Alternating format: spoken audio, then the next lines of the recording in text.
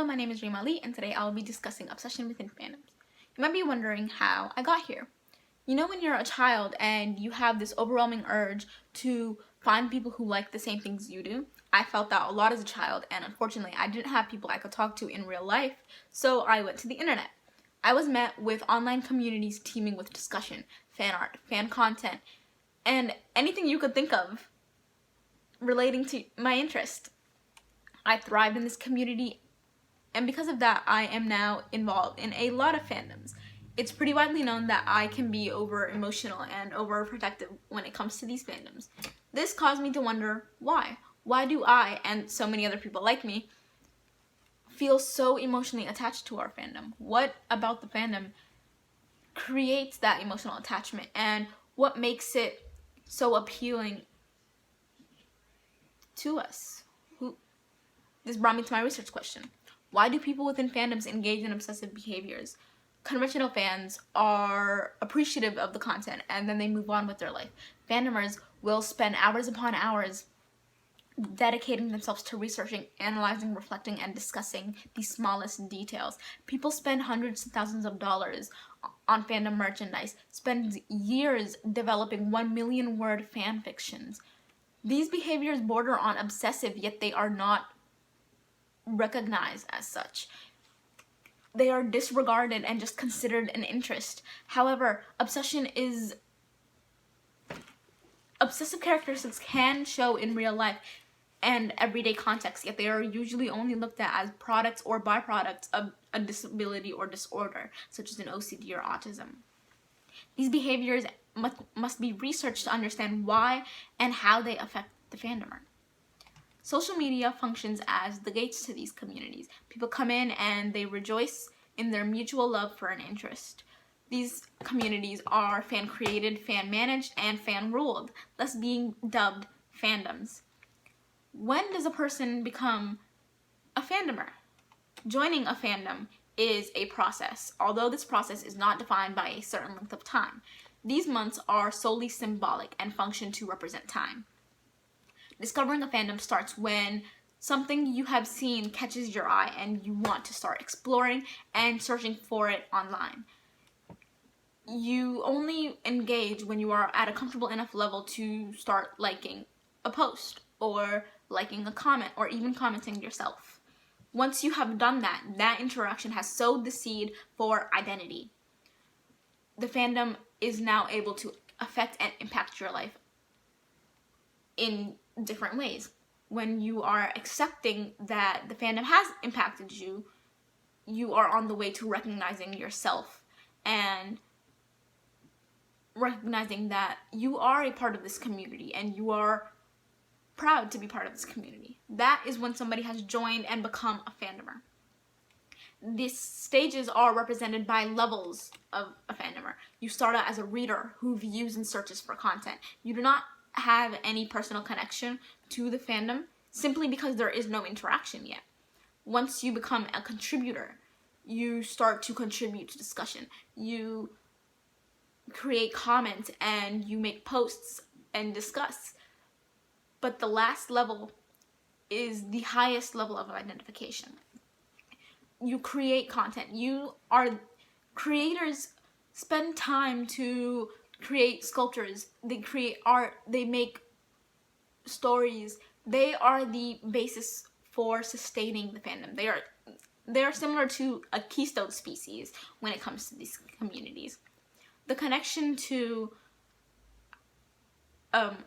they have the largest presence, and because they contribute the most, they also have the highest identification with the fandom. And this is explained in Jan Keatsman, Christopher Hermgens, Ian McCarthy, and Bruno Silvester's honeycomb model. The honeycomb model explains the building blocks of social media through 7 facets: presence, conversation, reputation, sharing, groups, relationships, and identity. Identity is the core of the model because it affects all other facets, and online identity is the only way other users can understand and have insight as to who you are and whether they choose to engage with you. When they engage with you through sharing, conversation, and groups, they start to build relationships. These relationships define your presence and your reputation. The more involvement you have within a fandom, the larger your presence and reputation are. Because the more chances you give to interact with other people, the larger your audience will be. This is the reason that creators are the top and the highest level within fandomers. They have the highest presence because they create most of the content seen within a fandom. There are creators who are basically household names. They are known throughout the fandom, and it's because of how wide their audience is and how much they create for the fandom. This elevated involvement in the fandom also increases the role it plays in identity. The higher your involvement, the higher you identify with it. This gives way to changes in behavior, such as adopting lingo or little quirks your fandom might have. Identification within a fandom is due to an emotional connection. According to Met Hjort and Sue Laver in Emotion in the Arts, an emotional connection is formed, regardless of how insignificant, when an emotion is felt. So, regardless of what emotion you might have felt, a connection is now there. There is a link between you and the content. That link may have started because you felt represented and you felt not alone, or because of the relationships you created within the fandom, and these intra-fandom relationships now have provided you with a home. Regardless of why, you are now linked and emotionally attached to the fandom. The more you involve yourself within the fandom, the higher this identification and attachment will grow. The more magnified they are, the more identification you have. This leads into the 3 types of obsessive relationships. The most mild is entertainment social, and this level is this is the level fandomers start with. The content is only seen as entertainment and it is kept at arm's length. They can live without it. And intense personal is more intense. There's a much higher level of identification. There is a need for the fandom to be a part of the fandomer's life, and there are little obsessive characteristics, such as starting to memorize facts. Most fangirls are characterized as intense personal. The last level is so blatantly obsessive that it is borderline pathological, which is its name. Borderline pathological fandomers are addicted. They are obsessed and addicted, and they cannot live without their fandom content. As opposed to being part of the identity, such as an intense personal relationship, the fandom is their identity. I use these 3 relationships to gauge obsession within fandoms, because if I could gauge how obsessed somebody was, I could also match the level of obsession to the intensity of behaviors. Because my research is preliminary, there is little research about obsession in fandoms. I chose an exploratory design. An exploratory design allowed me to delve deeper into the why of my research question and allowed me to create introductory information. However, I also, as opposed to just gauging levels of obsession, I also needed to analyze the reasons for being in a fandom and the reasons for continuation of a fandom, identification within a fandom, and understanding that personal connection. So I needed both qualitative and quantitative data. This caused a survey to become the most efficient choice. I could simultaneously collect both of the data I needed while having it all in one place. I had 94 responses, and all respondents are assumed to be part of a fandom because the first question asked is, what is your top fandom? Actively seeking out content within a fandom reveals how enamored the person is with the content, because why else would you actively look for more content? As you can see, 73.4% of the fandomers either sought out content daily or multiple times a week. It is pretty evenly matched between both of those,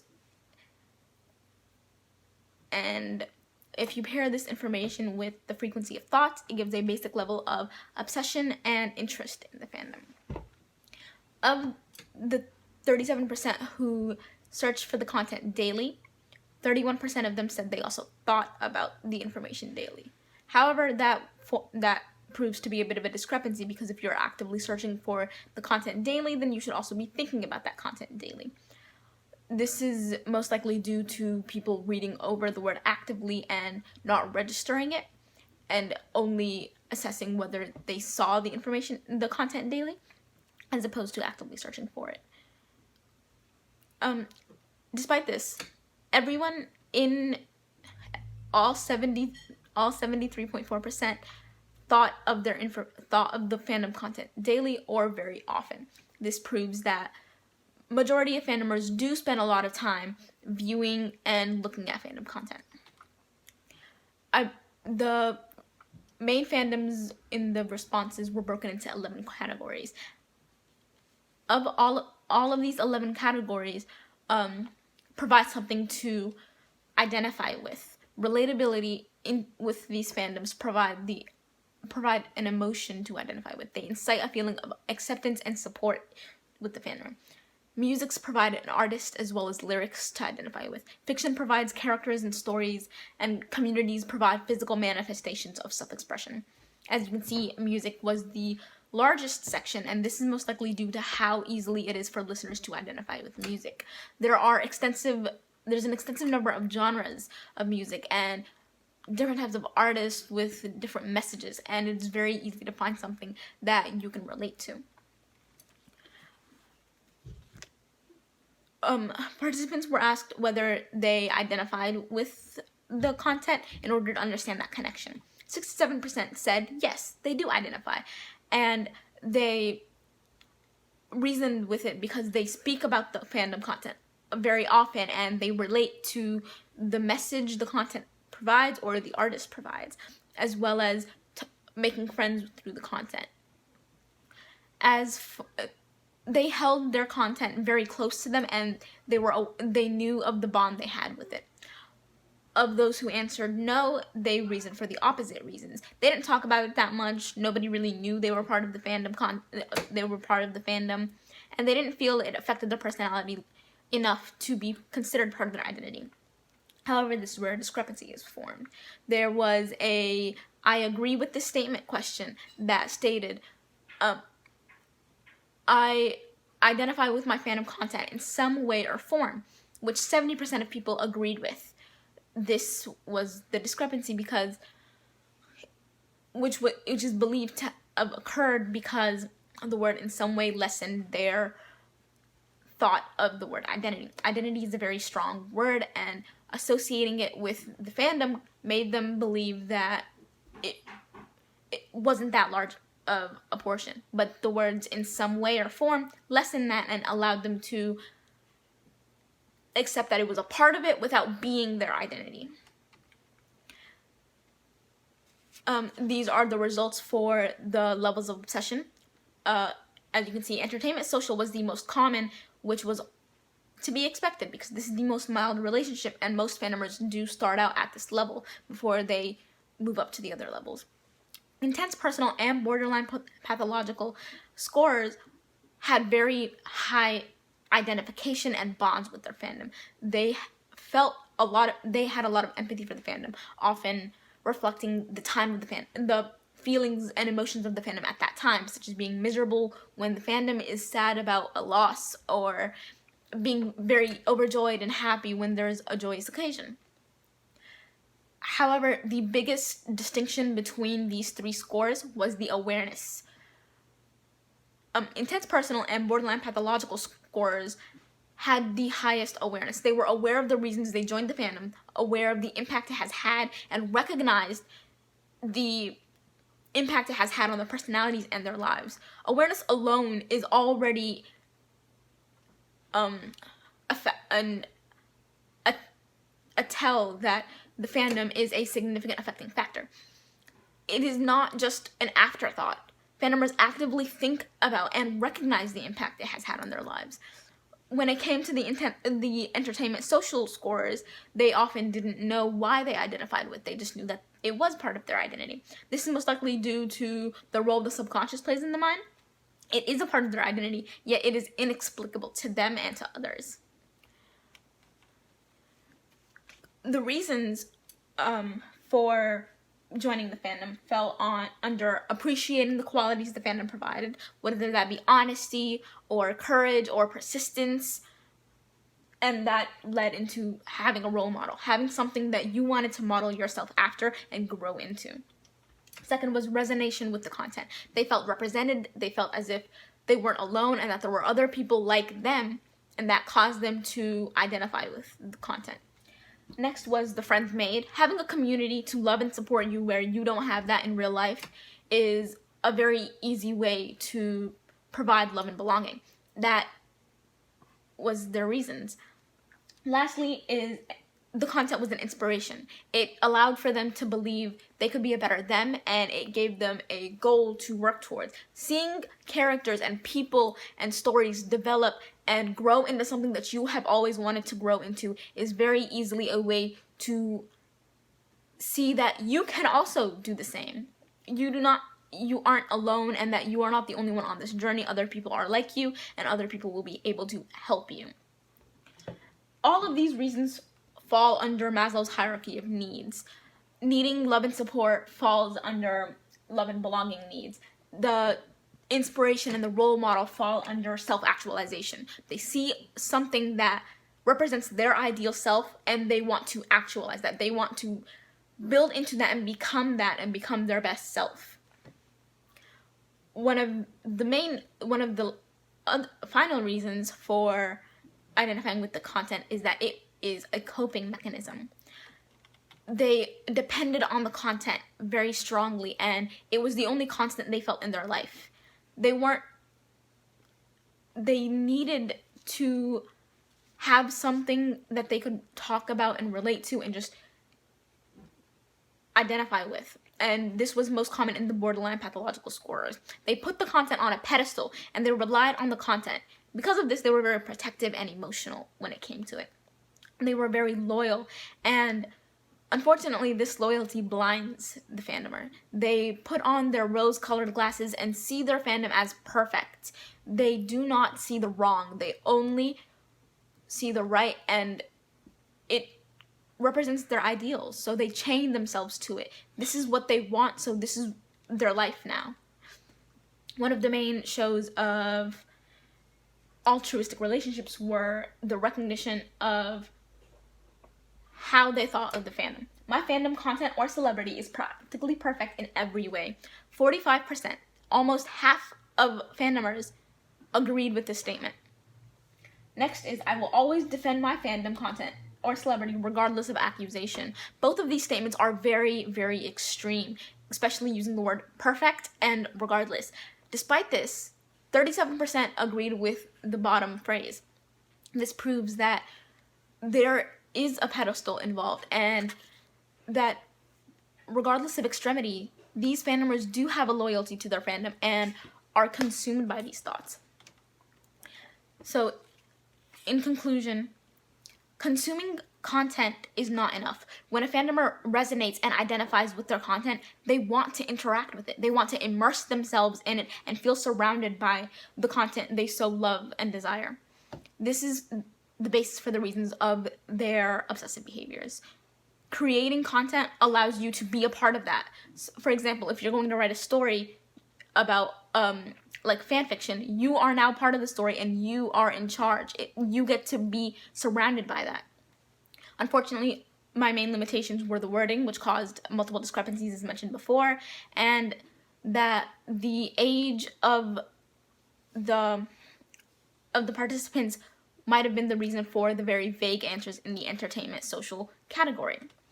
However, future research could focus on intense personal and borderline pathological scores to eliminate the need to assess the significance of the fandom. They can focus on the behaviors exhibited by these fandomers and focus on the intensity of the behaviors and the correlation to the intensity of the obsessive level. This is my research, and thank you for listening.